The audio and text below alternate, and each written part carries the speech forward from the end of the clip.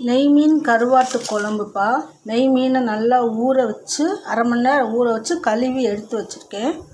வெங்காயம், பச்சை மிளகா, தக்காளி, கொஞ்சம் வெள்ளைப்பூடு நச்சு வச்சுருக்கேன்.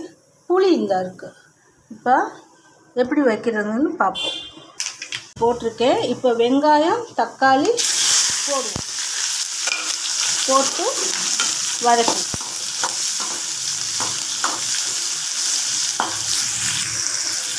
வெந்தயம், கருவேந்தம் பருப்பு, கொஞ்சோண்டு பெருஞ்சீரகம் போட்டு தாளித்து தக்காளி, வெங்காயம், பச்சை மிளகாய், கொஞ்சம் வெள்ளைப்பூடு போட்டு வதக்கணும். தக்காளி வதங்கிச்சுப்பா. இப்போ 4 ஸ்பூன் மல்லித்தூள், 2 ஸ்பூன் மிளகாய்த்தூள் இதை நம்ம போடுறோம். போட்டு இதில் நல்லா வதக்கணும்.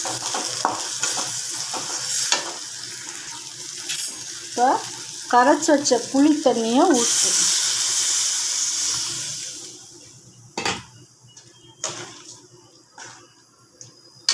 உப்பு போட வேணாம், கருவாட்டு குழம்புங்கிறனால பார்த்துக்கிட்டு போடுவோம். குழம்பு நல்லா கொதிக்குது. இப்போ இந்த சின்ன வெங்காயம் ஒரு 4-5 வெங்காயத்தை நறுக்கி போடுறோம். அப்போ தான் அது குழம்பு கெட்டியாகி கருவாடு போடையில் சாதத்தில் சாப்பிடையில் வெங்காயம் வெஞ்சன மாதிரி எடுத்து வச்சு சாப்பிடலான்னு பாட்டி சொல்லுவாங்க. எங்கள் பாட்டி சொல்லுவாங்க. வேகட்டும், குழம்பு வத்தட்டும். குழம்பு நல்லா சுண்டி வந்துருச்சுப்பா.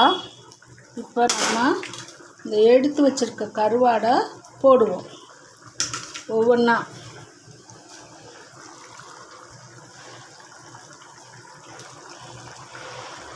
தீயை குறைச்சி வச்சுட்டு, மீன் குழம்பு மாதிரி தான். முழு மீன், நெய் மீன், சின்ன மீன், இந்த கருவாடு.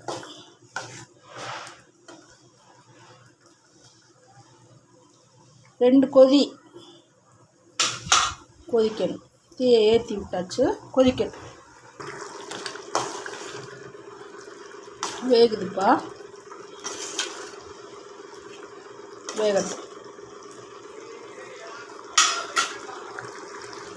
கொஞ்சம் கருவேப்பிலை போட்டுக்கோ. வெந்துருச்சான்னு பார்க்குறதுக்கு இந்த பாருங்கள், லேசாக அப்படி உடையிற மாதிரி இருக்கும். போட்டு 2 கொதி, கொஞ்ச நேரம் ஜிம், அவ்வளோதான். அடுப்பை அமர்த்திடணும். வெந்துருச்சுப்பா கருவாடு. இப்போ இந்த கூட்டோடு வச்சு சாப்பிடணும். 1 வாரம் ஆனாலும் கெட்டு போகாது. இதில் நம்ம எண்ணெயை ஊற்றுவோம். பச்சை எண்ணெயை இப்படி ஊற்றி வைக்கிறோம். அப்படியே இந்த எண்ணெய் குழம்பு மேலே அப்படியே இருக்கும். நம்ம ஊற்றின எண்ணெயும் வரும், இந்த எண்ணெயும் சூட்டில் அப்படியே இருக்கும்.